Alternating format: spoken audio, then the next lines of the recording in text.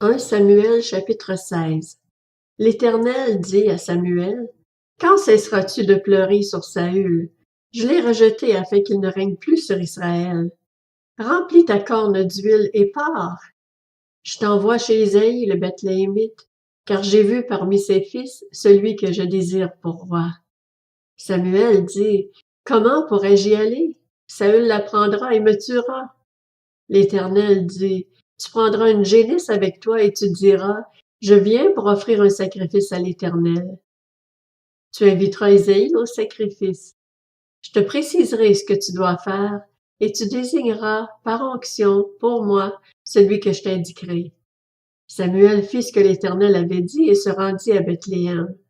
Les anciens de la ville accoururent effrayés à sa rencontre et demandèrent, « Ton arrivée annonce-t-elle quelque chose d'heureux? » Il répondit, « Oui, je viens pour offrir un sacrifice à l'Éternel.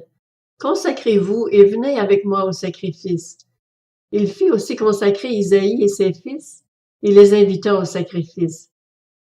Lorsqu'ils entrèrent, il se dit en voyant Éliab, « Certainement, celui que l'Éternel désigne par onction est ici devant lui. » Mais l'Éternel dit à Samuel, « Ne prête pas attention à son apparence et à sa grande taille, car je l'ai rejeté. En effet, l'Éternel n'a pas le même regard que l'homme. L'homme regarde à ce qui frappe les yeux, mais l'Éternel regarde au cœur. » Isaïe appela Abinadab et le fit passer devant Samuel.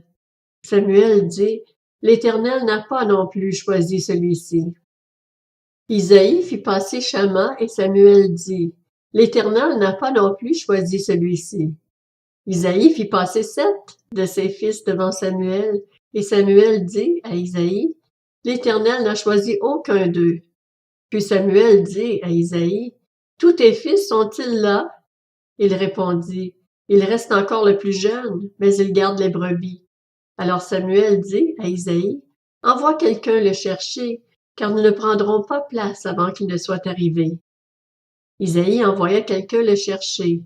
Il était roux, avec de beaux yeux et une belle apparence. L'Éternel dit à Samuel, « Lève-toi, verse de l'huile sur lui, car c'est lui. » Samuel prit la corne d'huile et le consacra par onction au milieu de ses frères. L'Esprit de l'Éternel vint sur David à partir de ce jour et par la suite. Samuel se leva et partit à Rama. L'Esprit de l'Éternel se retira de Saül, et celui-ci fut tourmenté par un mauvais esprit envoyé par l'Éternel. Les serviteurs de Saül lui dirent, « Voici qu'un mauvais esprit envoyé par Dieu te tourmente. Que notre Seigneur parle. Tes serviteurs sont à ta disposition. Ils chercheront un homme qui sache jouer de la harpe. Quand le mauvais esprit envoyé par Dieu sera sur toi, il en jouera et tu seras soulagé. » Saül répondit à ses serviteurs, « Trouvez-moi donc un homme qui joue bien et amenez-le-moi. » L'un des serviteurs prit la parole et dit, « J'ai vu un fils d'Isaïe, le Bethléemite, qui sait jouer. C'est aussi un homme fort et vaillant, un guerrier.